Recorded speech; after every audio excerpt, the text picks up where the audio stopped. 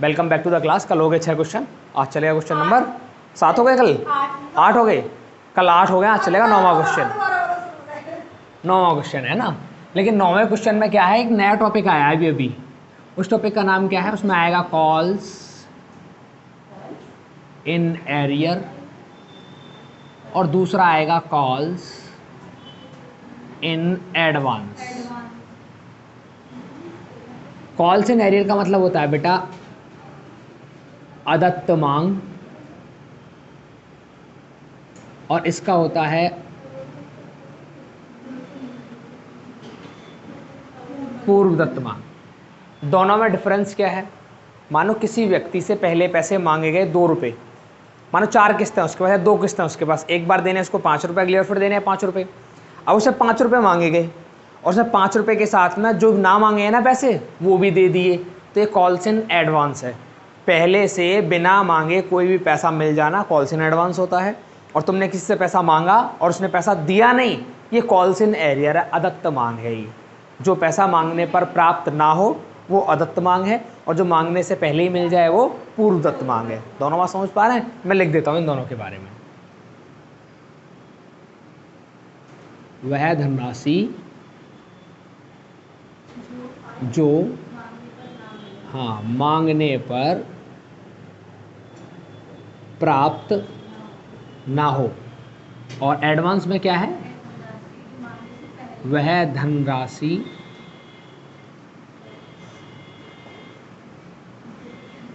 जो मांगने से पूर्व का मतलब पहले प्राप्त हो जाए। बताओ, ये दोनों बात समझ गए? अब याद क्या रखना है कि कॉल्स इन, अब इन दोनों की जनरल एंट्री होती हैं, लेकिन मैं तुमको एक तरीका बता रहा हूं कि कॉल्स इन एरियर की जनरल एंट्री नहीं करनी है। जो पैसा हमको नहीं मिला उसकी जर्नल एंट्री मत करो। मांगो किसी से, आपने 10,000 रुपये मांगे, अब उसमें से 1,000 रुपये नहीं मिले, तो कितने मिले? 9,000।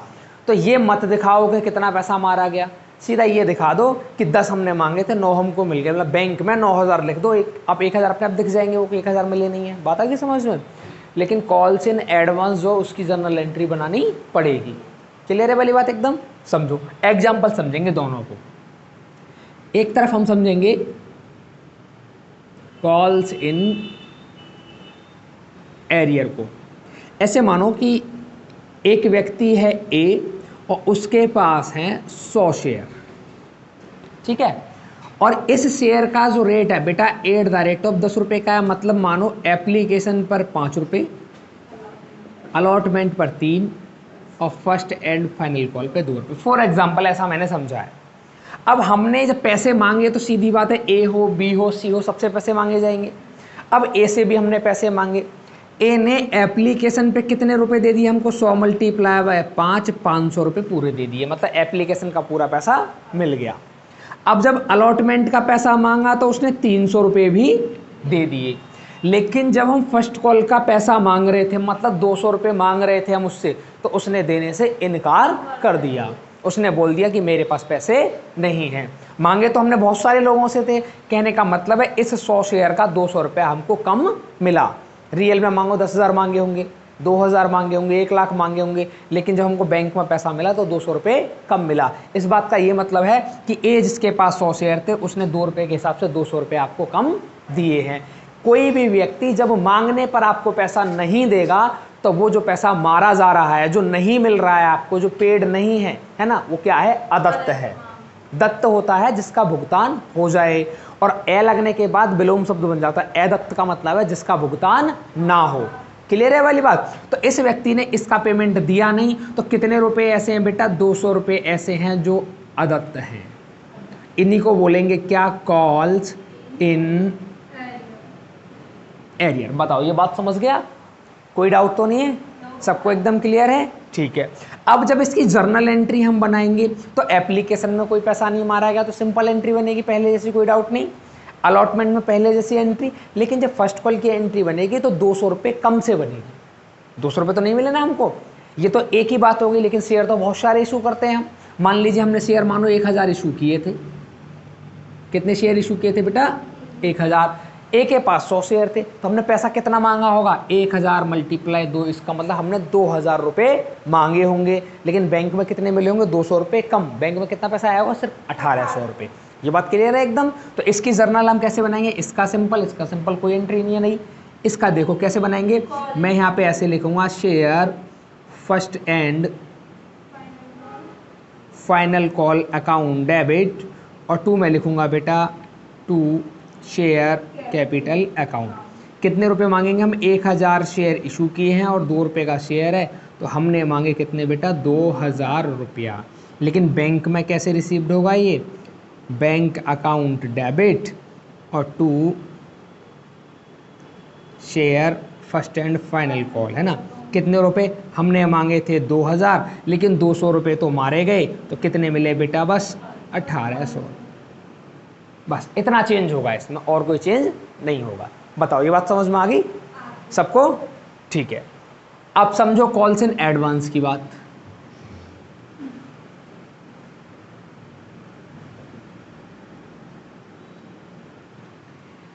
कॉल्स इन एरियर में मैंने एंट्री नहीं बनाई है एरियर की, आप चाहें तो बना सकते हैं, लेकिन लिखना पड़ेगा इधर आपको, calls in arrear account debit. यहाँ लिखे जाएंगे पूरे 2000, 200 यहाँ, बैंक में कितने आएंगे, 1800। तो मैंने उस एंट्री को अलग हटा दिया जो कंफ्यूज करे। सिर्फ इतना याद रखो, जितने पैसे मांगे और जितने मिल गए वो लिख लो, काम खत्म। समझ गए वाली बात, ठीक है। कॉल्स इन एडवांस समझो। मानो इशू किए थे, पहले वाले क्वेश्चन बना लेते, इशू किए थे 1000 शेयर और @ 10 रुपये वाला। एप्लीकेशन पर था कितना रुपया, 5, अलॉटमेंट पे था 3, और फर्स्ट एंड फाइनल कॉल पे था 2, ऐसे। लेकिन एक व्यक्ति था ए, उसके पास कितने शेयर थे, 100 शेयर। एप्लीकेशन का पैसा मांगा गया उससे, तो उसने एप्लीकेशन का पैसा दे दिया। अलॉटमेंट का पैसा मांगा गया उससे, तो उसने अलॉटमेंट का भी दे दिया पैसा। लेकिन जब वो अलॉटमेंट का पैसा दे रहा था, तब उसने फर्स्ट कॉल का भी पेमेंट अलॉटमेंट के साथ ही दे दिया। उससे कितने रुपए लिए थे, 500 एक बार, 300 एक बार, 200 एक बार। 500 उसने पहली बार में दे दिए, जब उससे 300 मांगे, 300 तो उसने दिए ही, साथ में ये वाले 200 भी दे दिए। उन्होंने कहा अगली कॉल का पैसा भी आज ही आप ले लो, अगली बार मत मांगना मेरे से। अब समझ गए, जब कोई भी व्यक्ति बिना मांगे अगली कॉल का पेमेंट तुम्हें दे देगा, तो वो क्या रहेगा, कॉल्स इन एडवांस, पूर्व भुगतान या पूर्वदत्त मांग। ऐसी कोई भी अमाउंट जो पहले से ही तुमको मिल जाए, वो क्या रहेगी, पूर्वदत्त रहेगी। बात आ रही समझ में, आज तक। अब इसकी एंट्री क्या है, एप्लीकेशन की एंट्री सेम बनेगी पहले जैसी, कोई चेंज नहीं है। लेकिन अलॉटमेंट में इसका पैसा मिला है, किसका, फर्स्ट कॉल का, तो एंट्री कौन चेंज होगी, अलॉटमेंट वाली। कैसे बनाएंगे अलॉटमेंट की एंट्री, पहले वाली एंट्री तो ये बनेगी बेटा, share allotment account debit 2 share capital account. हम कितने रुपए मांगेंगे बेटा, 1000 मल्टीप्लाई बाय 3, हम मांगेंगे 3000 रुपये। तो 3000 तो ये मिलने चाहिए हमको बैंक में। Bank account debit 2 share allotment का तो पूरा पैसा मिलेगा बेटा, 3000 मांगे, 3000 है, पूरे पैसे मिले हैं। लेकिन ये जो 2 रुपये हैं ये भी तो दिए हैं उसने, ये भी बैंक में मिलेंगे। 2 इनको लिखेंगे कॉल्स इन एडवांस अकाउंट, कितने, 200 रुपये। 100 वाले ने तो दिए 2 रुपये एक्स्ट्रा, तो 200 रुपये, तो कितने मिले टोटल मिला के, 3200 रुपये। समझ गए, 200 रुपये कहाँ से आए, एडवांस वाले। बात समझ पा रहे हैं। अब एक बात बताओ, जिस व्यक्ति ने यहाँ पैसे दे दिए हैं वो दोबारा देगा पैसे, दोबारा नहीं देगा। यहाँ पे किसका नाम आ रहा है, कॉल्स इन एडवांस, मतलब फर्स्ट कॉल का, तो फर्स्ट कॉल की एंट्री भी चेंज होगी। अब ये तो अलॉटमेंट की एंट्री होगी बेटा दोनों। अब फर्स्ट कॉल की एंट्री कैसे करेंगे, पहले फर्स्ट कॉल का पैसा मांगेंगे, share first and final call account debit 2 share capital account. कितना रुपया मांगेंगे आप, 1000 मल्टीप्लाई बाय 2, आप मांगेंगे 2000 रुपये। लेकिन जिसने पहले 200 रुपये दे दिए वो दोबारा तो देगा नहीं, मना कर देगा देने से। 1000 मल्टीप्लाई बाय 2000 मांगे हमने, ये 100 वाले ने पहले दे दिया पैसे, दोबारा देगा नहीं। अब दोबारा नहीं देगा तो एंट्री कैसे बनाएंगे, बैंक अकाउंट डेबिट। यहाँ लिखा है 2 साइड में एडवांस, इसको सही करना तो कैसे लिखना पड़ेगा, calls in advance account debit और 2 share first and final call account. आपने कितने रुपए मांगे हैं? 2000। 200 रुपये पहले मिल गए, तो अब कितने मिलेंगे? सिर्फ 1800 रुपये बैंक में। बताओ, बात आ गई समझ में? ये 2000 रुपये मांगे आपने, 1000 शेयर थे इशू, 2 रुपये की कॉल, 2000 मांगे आपने, लेकिन ये 2000 तो पूरे नहीं मिलेंगे ना। एक व्यक्ति तो ऐसा नहीं 200 रुपये पहले दे दिए हमको, तो पहले वाले इधर लिख लिए हमने, calls in advance account debit 200 रुपये, 2000 पूरे मांगे, अब कितने मिले? सिर्फ 1800 बैंक में। आगे बात समझ में आई? ये टॉपिक इसका कॉल्स इन एडवांस का, ठीक है। देखो बेटा 9th क्वेश्चन, देवांश लिमिटेड ने 100 रुपये प्रति अंश वाले 50,000 समता अंश, सॉरी 10 रुपये प्रति अंश वाले 50,000 समता अंश निर्गमित किए। इन अंशों पर 2 रुपये आवेदन पर, 3 रुपये आवंटन पर और 5 रुपये प्रथम तथा अंतिम याचना पर दिए था। सभी राशियां विधिवत प्राप्त हो गई हैं, परंतु राजू, जिसके पास 500 समता अंश है, ने आवंटन और प्रथम एवं अंतिम याचना की राशि का भुगतान नहीं किया है। जिसके पास 300 समता अंश है, उसने प्रथम व अंतिम याचना का भुगतान नहीं किया है, ठीक है। देवांश लिमिटेड की पुस्तकों में आवश्यक जर्नल प्रविष्टियां कीजिए। इश्यूड शेयर कितने हैं? क्वेश्चन नंबर 9 है बेटा ये।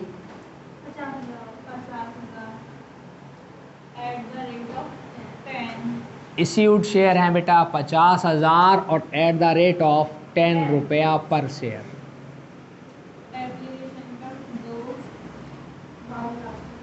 एप्लीकेशन पर 2, 3, ये है प्रथम अंतिम का 5, टोटल मिला के 10 हो गए। अब उसने क्या बोला है कि एक व्यक्ति जिसके पास 500 शेयर थे, एक व्यक्ति जिसके पास 500 शेयर हैं, और उसने क्या नहीं दिया? अलॉटमेंट आवंटन की राशि नहीं दी, और साथ में फर्स्ट एंड फाइनल कॉल की भी राशि नहीं दी है, ठीक है। तो देखो कॉल्स इन एरियर हो गया बेटा इसका।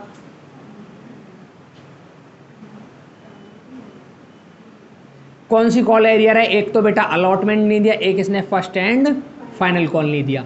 तो 500 मल्टीप्लाई बाय 3, 500 मल्टीप्लाई 3 कितना हो जाएगा बेटा? 1500 रुपये तो अलॉटमेंट पे नहीं मिलेंगे। इसके बाद 500 मल्टीप्लाई 5, 2500 रुपये फर्स्ट कॉल पे नहीं मिलेंगे। ये बात समझ गए? जब अलॉटमेंट का पैसा मिलेगा तो 1500 रुपये कम, फर्स्ट कॉल का पैसा मिलेगा तो 2500 रुपये कम। एक दूसरा व्यक्ति है जिसके पास कितने? 300 शेयर है, उसने भी कॉल्स इन एरियर किया हुआ है बेटा, और किसका दिया है? फर्स्ट एंड फाइनल कॉल का। तो 300 मल्टीप्लाई बाय 5 कितना हो गया? 1500 रुपये। इसका मतलब फर्स्ट एंड फाइनल कॉल की जब एंट्री होगी तो 2500 ये वाले पैसे नहीं मिलेंगे और 1500 ये वाले नहीं मिलेंगे। यहाँ तक बात समझ में आ गई सबको? अब एंट्री बनाएंगे। तो बेटा क्या एप्लीकेशन की एंट्री में कुछ एरियर हुआ, कुछ एडवांस हुआ? एप्लीकेशन में कुछ नहीं, सिंपल एंट्री पहले जैसे पहले बनाते थे ए और बी। कितने से बनेंगे बेटा? 50,000 मल्टीप्लाई बाय 2। बताओ, बात क्लियर? ठीक। अलॉटमेंट की बात समझते हैं हम। अब अलॉटमेंट की एंट्री पहले कैसे होगी बेटा? Share allotment account debit to share capital account. ये अलॉटमेंट किया आपने ड्यू। अब कितना ड्यू कर रहे हैं बेटा? 50,000 मल्टीप्लाई 3। बताओ बेटा, यहां तक बात समझ में आ रही है सबको? अब ये पैसा बैंक में मिलेगा बेटा आपको, तो bank account debit to share allotment account, ये पैसा हो जाएगा रिसीव्ड। लेकिन जब पैसा रिसीव्ड होगा क्या पूरा 1.5 लाख मिलेगा? नहीं, क्योंकि 1500 रुपये तो मारे गए अलॉटमेंट पे, कम मिलेंगे 1500 रुपये। तो हमें दिखा सकते हैं बेटा 1.5 लाख माइनस के 1500 कितने बचेंगे? 1,48,500। बताओ, अलॉटमेंट समझ में आ गया सबको? ठीक है। अब बात करेंगे फर्स्ट कॉल की।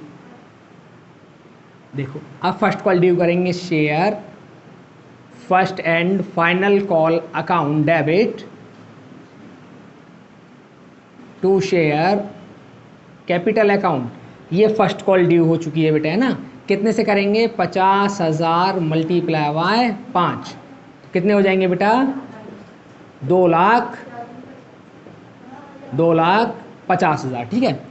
अब क्या होगा? बैंक में पैसा रिसीव्ड होगा इसका, तो बैंक में रिसीव्ड कर लो आप। बैंक अकाउंट डेबिट और to share first and final call account. ये पैसा हो जाएगा बेटा रिसीव्ड।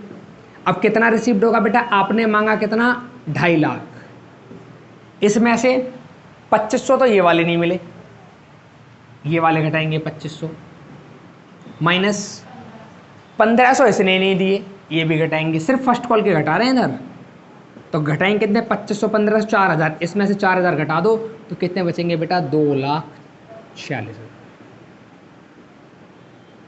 बताओ बात आगे समझ में।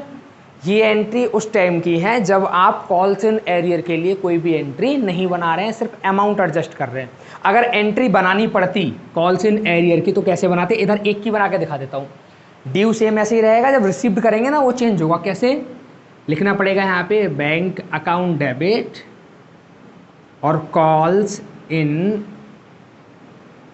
Arrear account debit to share first and final call account. कितना रुपया मांगा आपने, 2.5 लाख। एरियर कितना हुआ है बेटा, एक बार तो हुए हैं 2500 फर्स्ट कॉल पे और एक बार फर्स्ट कॉल पे 1500। देखो फर्स्ट कॉल पे एरा 1500 और फर्स्ट कॉल पे एरा 2500, दोनों मिला कितने रुपए मारे गए, 4000, तो कितने मिलेंगे, 2,46,000। इस एंट्री को ऐसे भी बना सकते हो एरियर के साथ। समझ गए वाली बात सब लोग, ठीक है।